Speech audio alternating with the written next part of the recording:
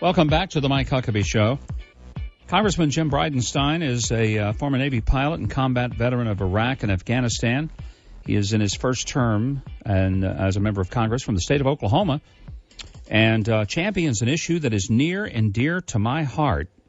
And I'm delighted to have him here today. And I'm talking about the issue of repealing the 16th Amendment and implementing the fair tax. Congressman, great to have you with me. Well, thank you, Governor. It's always good to be with you. I so appreciate what you're doing by putting forth legislation that would propose getting rid of the 16th Amendment, which authorized the IRS. And, I think in light of the IRS scandals, and we know now that it is essentially a criminal enterprise, right? There's going to be more people amenable to that than maybe ever before. I hope that's the case. Oh, you're absolutely right. I mean, here's what we now know. These so-called insensitive agents, the rogue agents in Cincinnati, we now know that they weren't just being insensitive to pro-life groups or pro-Israel groups or Tea Party groups.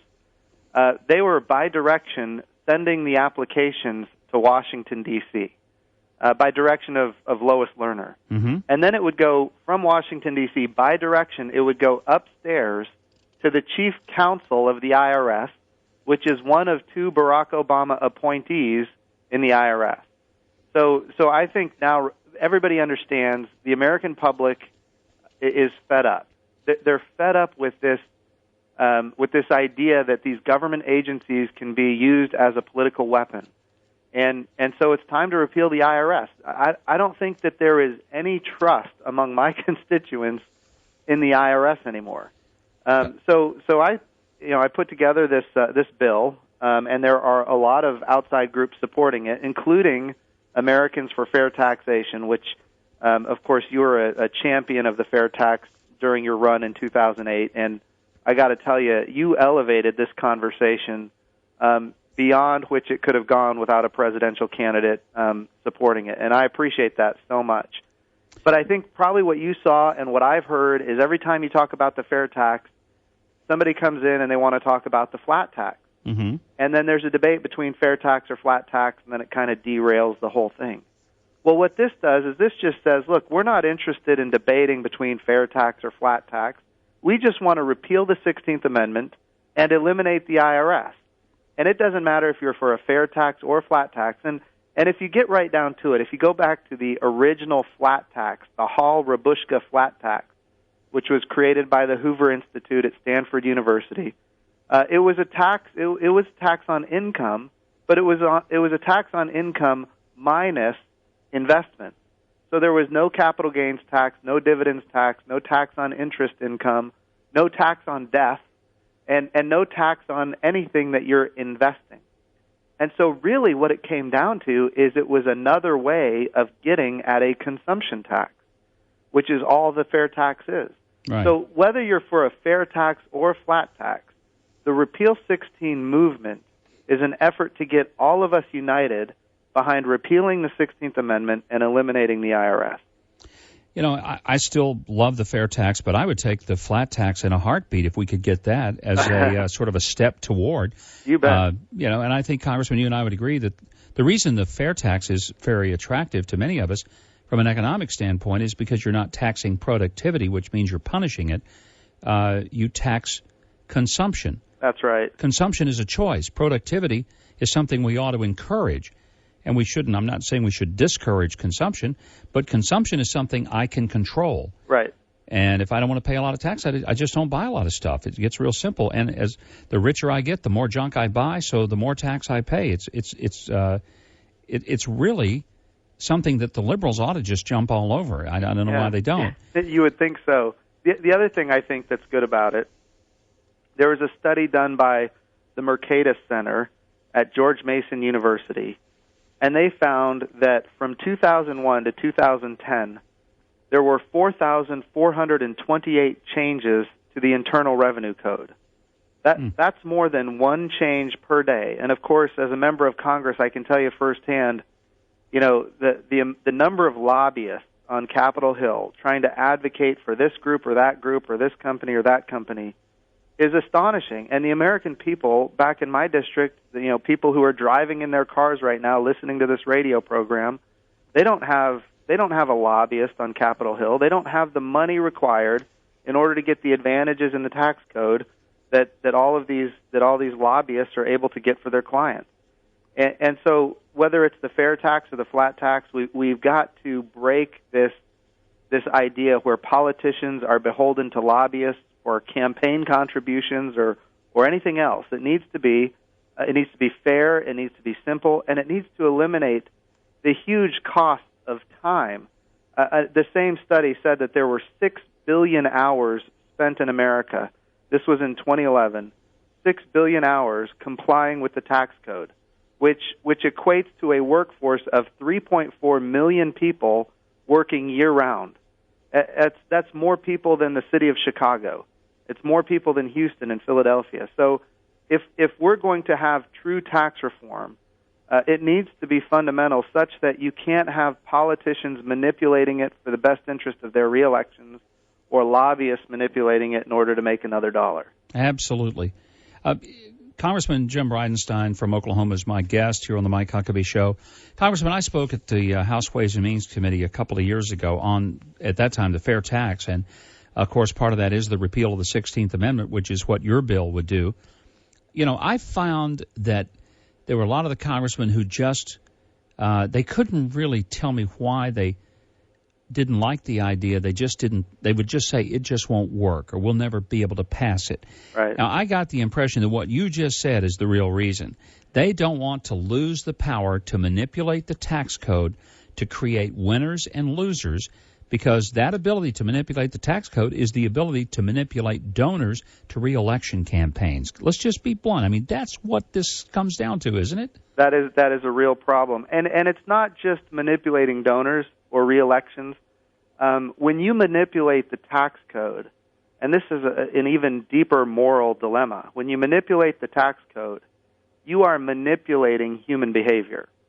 And that is not the intent of our revenue system. Our revenue is not there to manipulate human behavior to advantage this person over that person or this group of people over that group of people.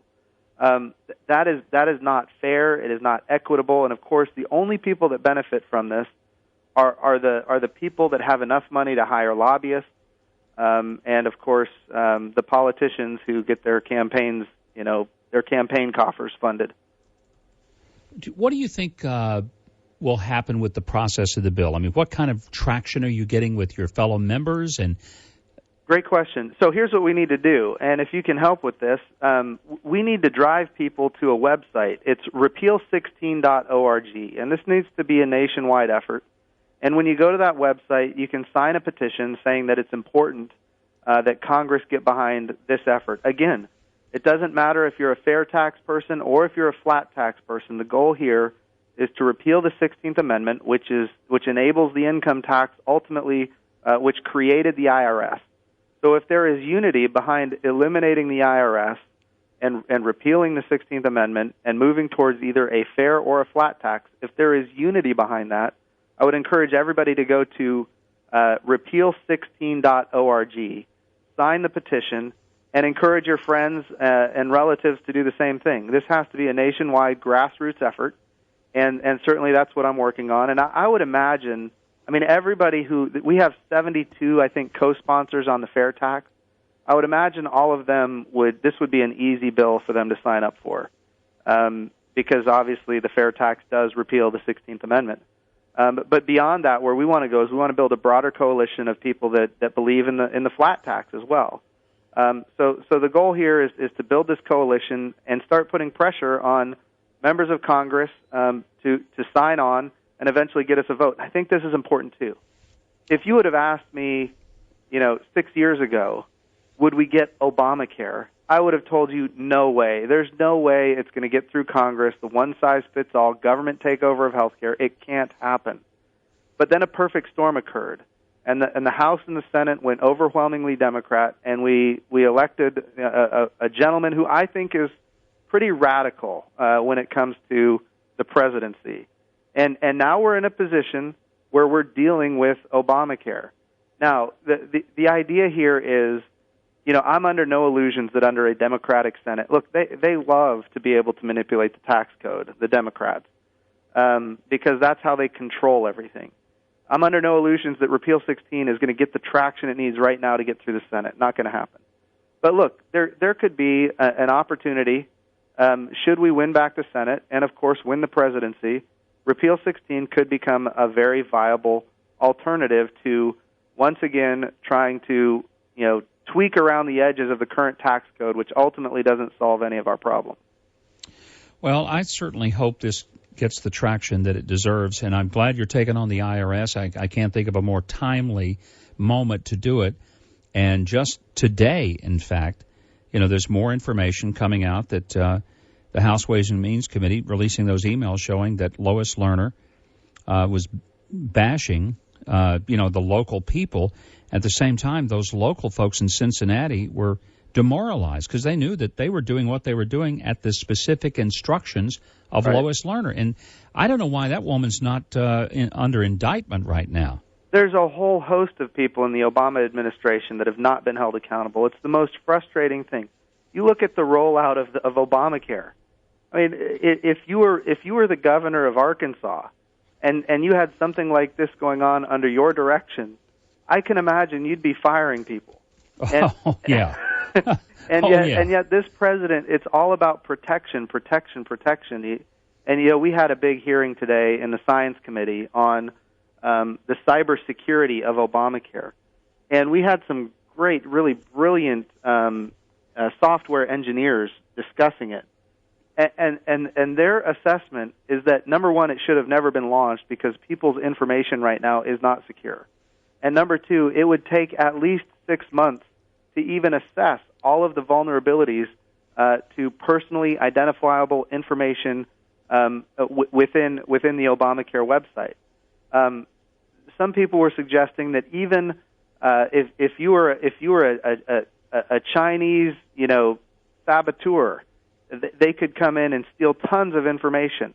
This is one of those things where the politics got in front of the policy. And everybody had on the Obama side, everybody had just this urgency to launch it, knowing it wasn't ready. And look, if they can't get the website to work, how secure do you think your personally identifiable information is? It's just not secure. And so there's all kinds of problems, and it needs to be rolled back, and everybody knows it.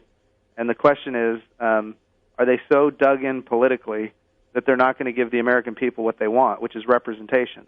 The reality is the American people understand that Obamacare is a nightmare and it needs to go away. It certainly does. Congressman, thanks for being here, and thanks for the good fight that you're waging on getting rid of the IRS, and I hope you're successful. Know that I'm certainly behind that 100% and think it is long overdue. Thank you, Governor. Delighted to have you here. Congressman Jim Bridenstine from Oklahoma joining us here on the Mike Huckabee Show. 855-840-4825, and we'll be back in just a moment, right after this. The Mike Huckabee Show.